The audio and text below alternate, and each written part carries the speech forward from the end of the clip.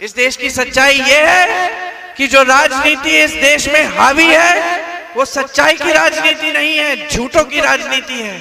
उसके नेता झूठ बोलते हैं, कायर हैं, एक दिन कुछ बोलते हैं, अगले दिन मन बदल देते हैं। हर चुनावी मंच पे जाके हर चुनाव को हिंदू मुसलमान बनाना है।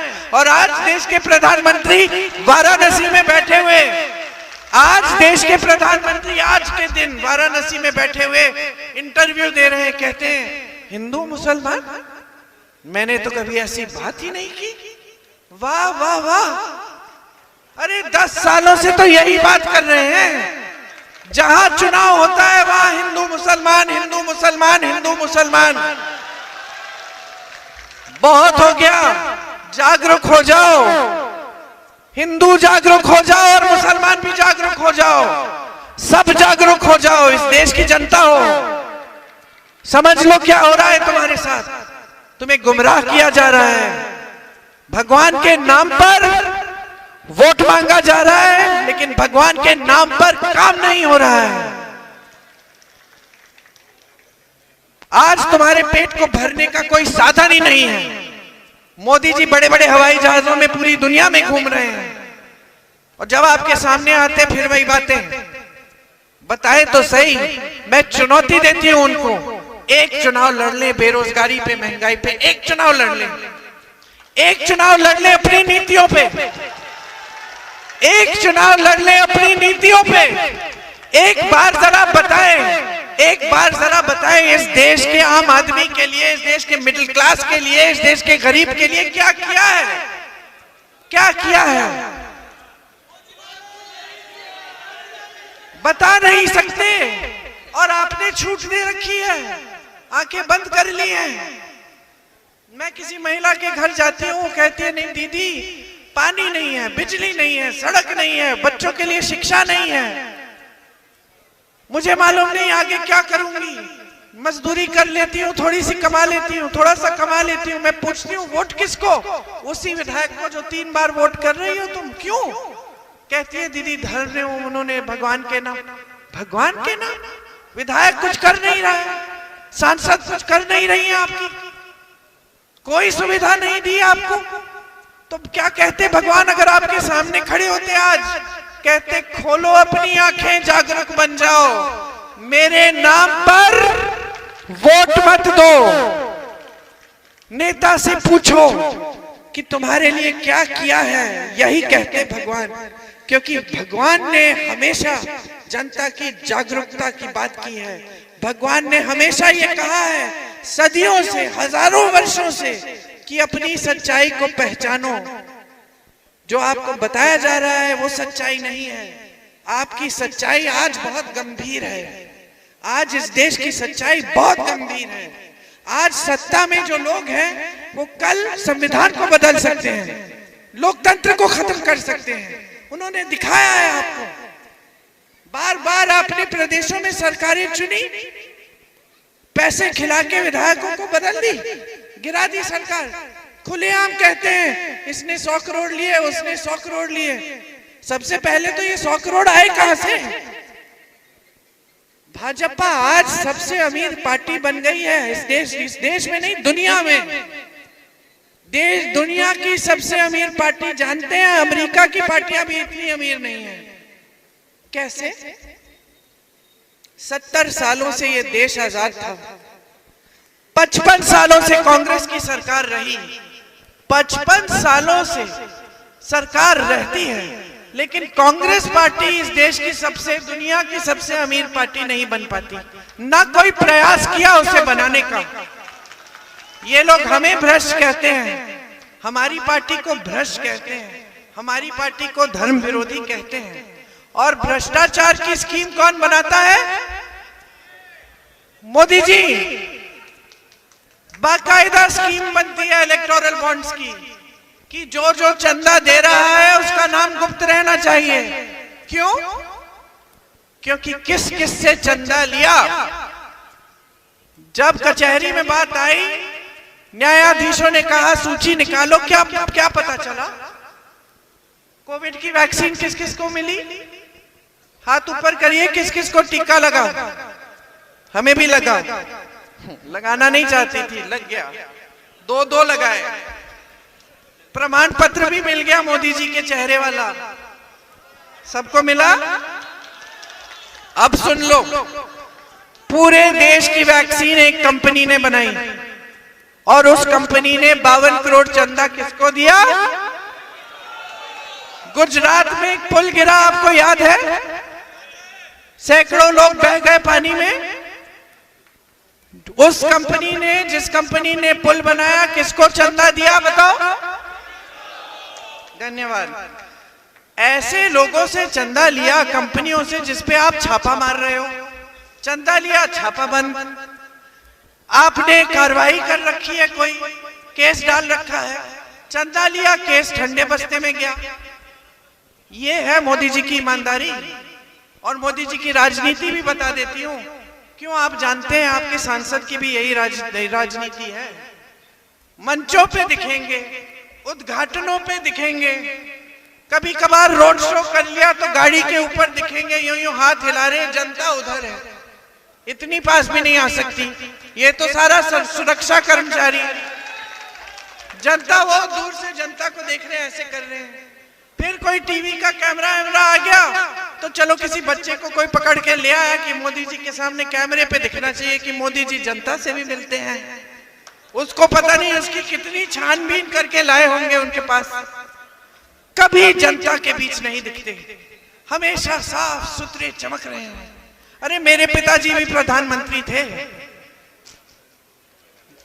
धूल से भरा होता था कुर्ता जब वापस आते थे, बाल में धूल, यहां तक निशान होते थे कि लोग ऐसे पकड़ रहे हैं, निशान होते थे, घाव होते थे, घबरा जाती थी। मैं छोटी थी तो देखती थी। आपके बीच आते थे, पैदल आते थे, अपनी गाड़ी खुद चलाकर, ये सब तामझाम लेके नहीं। आपके गांव में आते थे, आप डांट देती थी कि मेरा बिजली का खंभा नहीं लगाया तो वोट नहीं दूंगी, आ जाओ चाय पी लो चले जाओ। शाहीन तो बहुत डांटती थी। शाहीन को तो मैं पहचानती इसलिए क्योंकि मेरे पिताजी को डांट देती थी और प्यार भी बहुत करती थी, लेकिन मौके पे डांट देती थी। ये भी तो प्रधानमंत्री थे आपके, तो क्या हो गया? क्या हो गया 10 सालों में कि प्रधानमंत्री अपने आप को इतने बड़े समझ रहे हैं कि जनता के प्रति कोई जवाबदेही नहीं, जनता के बीच जाना नहीं, जनता के साथ घुल मिलना नहीं, जनता की समस्याएं जाननी नहीं है। क्या हो गया? कट गए हैं जनता से। आज तो उनके सलाहकार भी इतना डरते हैं कि वो भी नहीं बताएंगे कि किसान मर रहा है, आत्महत्या कर रहा है, क्योंकि 10,000 50,000 रुपए नहीं दे पा रहा है। कोई सलाहकार नहीं बता रहा है कि यहाँ का नौजवान किस तरह से पिट रहा है महंगाई से और बेरोजगारी से। मन की बात तो वो करते हैं। अरे भाई, मन की बात तो उनकी मन की बात बताते हैं, आपकी कौन सी मन की बात सुन रहे हैं? 10 सालों में मन की बात प्रोग्राम है, आयोजित होता है, कोई खड़ा हो जाता है, पूछता है मोदी जी ये वो, मोदी जी जवाब दे देते हैं। लेकिन कभी आपके बीच आके पूछा है मेरे भाई आपके मन की बात क्या है?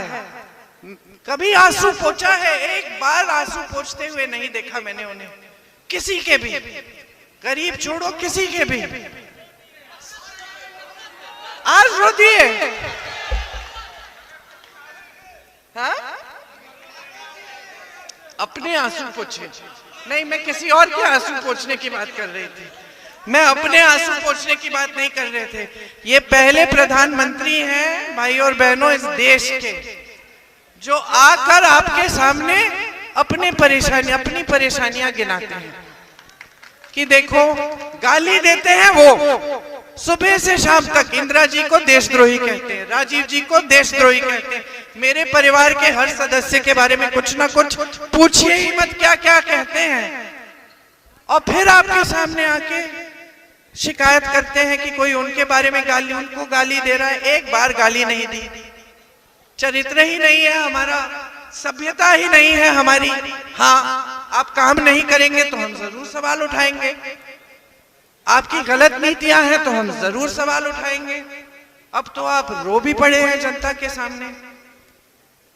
अब इस ऐसे कमजोर प्रधानमंत्री तो मैंने जिंदगी में नहीं देखे।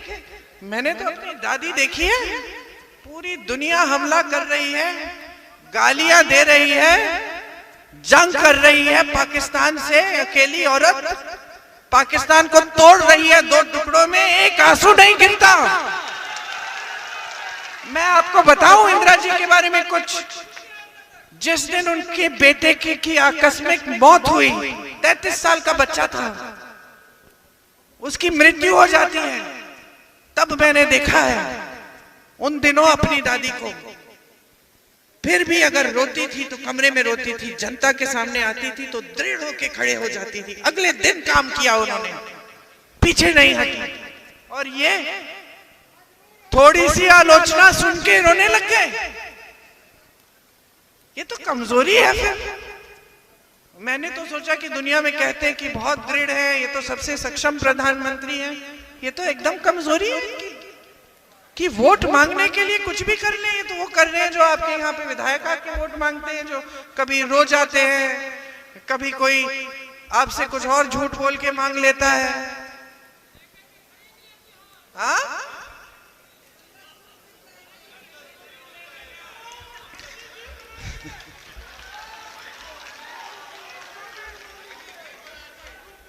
देखो सार्वजनिक जीवन जो है ना आसान नहीं है, लगता है आसान।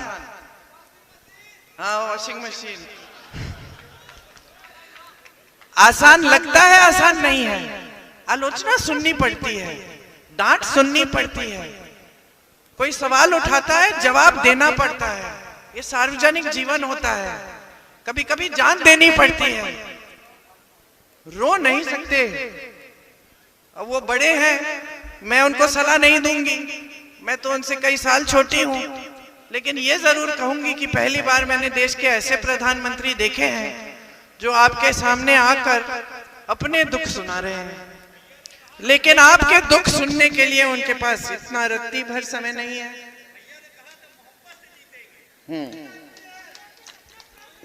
तो बात यह है भाइयों और बहनों की करना क्या है, अब आगे की क्या योजना है। आपको यही चाहिए कि धर्म के नाम पर राजनीति होती रहे, चुनाव में रोना धोना, या फिर फिजूल की बातें, कोई भैंस चुराएगा, कोई मंगलसूत्र चुराएगा, ये बातें, या फिर कोई और कहानी, भारत में चुनाव है, पाकिस्तान की बातें। क्या चाहते हैं? या आप चाहते हैं कि आपके जो नेता हो वो जवाबदेह हो, कि आपके जो नेता हो थोड़ा सा घबराएं आपके सामने आने पे कि भैया अगर काम नहीं किया है तो मुश्किल में पड़ जाएंगे। आपके नेता थोड़ा मुंह दिखाने लायक बने, थोड़ी हिम्मत करें, आपके लिए भी कुछ करके दिखाएं। क्या चाहते हैं आप, ये तय करना है। क्योंकि अगर आपने इस तरह की राजनीति को और उभरने दिया तो ये जो बेरोजगारी आज 45 सालों में सबसे ज्यादा है, 5 सालों में जाने कहां पहुंच जाएगी। आपकी समस्याओं का हल कौन करेगा? टीवी तो आपको दिखाते रहेगा, क्योंकि वैसे भी खरबपति के चैनल हैं सारे, वो तो दिखाते रहेंगे अच्छी अच्छी चीजें, बहुत तरक्की, अर्थव्यवस्था मजबूत हो रही है। आप अपने जीवन में कोई तरक्की नहीं देखेंगे, अपने जीवन में वही मुसीबतें, वही परेशानियां। और जब आप प्रधानमंत्री या किसी नेता को बताने की कोशिश करते हैं तो वो आपको अपने दुख सुना रहे हैं, वो खुद ही रो रहे हैं, अपने ही आंसू पोंछ रहे हैं, आपके क्या पोंछेंगे। तो क्या चाहिए? तय कर लो, मन बना लो। आपकी जागरूकता इस देश को बचा सकती है। आपको आंखें बंद करके अपना वोट देना है तो ठीक है, ऐसी खाई में रहिए, कौन मदद करेगा आके आपको? समझ लीजिए, यहां पे जो राजनीति आपने स्थापित की थी ना मेरे पिताजी के साथ, बिल्कुल सही राजनीति थी। कितना भी बड़ा नेता हो आकर आपके आंसू पोंछे, अपने आंसू हैं तो अपने कमरे में जाके पोंछ लीजिए।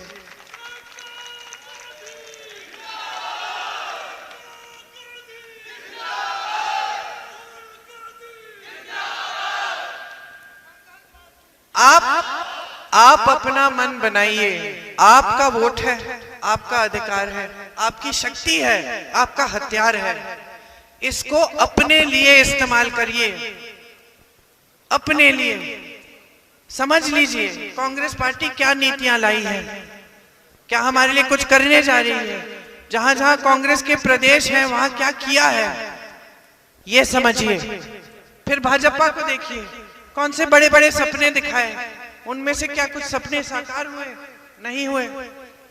तो समझ लीजिए ना सच्चाई क्या है, और उस सच्चाई के आधार पर अपना वोट डालिए। किसी के बातों में मत पड़िए। मैं तो कहती हूँ मेरी भी बातों में मत पड़िए। देख लीजिए कांग्रेस क्या कर रही है, हमारी प्रदेश सरकारों में क्या हो रहा है। महिलाओं के खाते में पैसे डल रहे हैं, महिलाएं सब जगह घूम रही है, तीर्थ यात्रा कर रही हैं, बस की फीस नहीं लगती, फ्री में जाती हैं। हम कह रहे हैं कि अगर हमारी सरकार आएगी तो 25 लाख का बीमा यहाँ पूरे देश भर में लागू करेंगे, ताकि जिसको ऑपरेशन कराना हो उसके लिए मुफ्त हो जाए। हम कह रहे हैं कि जो स्नातक पास बच्चे हैं उनको 1 लाख सालाना पक्की नौकरी, पहली नौकरी, अधिकार मिलेगा कानूनी। हम कह रहे हैं कि फंड बनाएंगे नौजवानों के लिए, ताकि छोटे कारोबार मजबूत बने। आपको कुछ शुरू करना है, आपको सुविधा मिलेगी। पेपर लीक के खिलाफ कानून लाएंगे, सख्त से सख्त कार्रवाई करेंगे। किसानों के हर सामान पे जीएसटी मुक्त कर देंगे। किसानों की कर्ज माफी के लिए एक स्थायी आयोग लाएंगे। हम इतने सारे काम करना चाहते हैं आपके लिए। मजदूरी जो है, न्यूनतम मजदूरी 400 रुपए की होगी, ये कानून बनेगा। आशा आंगनबाड़ी महिलाओं के लिए दुगना आपका मानदेय बनेगा। 30 लाख अग्निवीर को रद्द कर देंगे। और मैं देखिए, ये हमने लिखा है अपने न्याय पत्र में, अग्निवीर जैसी स्कीम तो होनी ही नहीं चाहिए थी। सारी उम्मीदें, सारी आशाएं खत्म कर दी। जो मेहनत कर रहा था सेना में जाने के लिए, अब रो के कहता है कि मुझे नहीं जाना। मैं शहीद भी हो जाऊंगा तो मेरे परिवार को कुछ नहीं मिलेगा, मुझे शहीद का दर्जा भी नहीं मिलेगा, और 4 साल बाद वापस घर आऊंगा, नौकरी ढूंढूंगा फिर से। यह है मोदी जी की स्कीम। तो समझ लीजिए ये पिताजी की कर्मभूमि है, केक लगाव है आपसे।